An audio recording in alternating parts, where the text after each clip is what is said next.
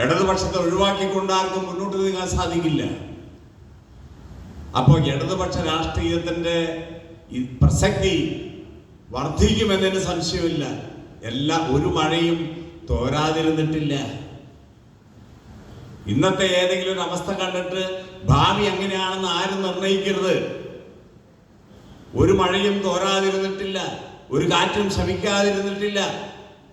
അതുകൊണ്ട് ഇടതുപക്ഷ രാഷ്ട്രീയത്തിന്റെ പ്രസക്തിയും പ്രാധാന്യവും ഉയർന്നു വരുന്ന ഒരു സാമൂഹിക പശ്ചാത്തലം ഇന്ന് രാജ്യത്തുണ്ട്.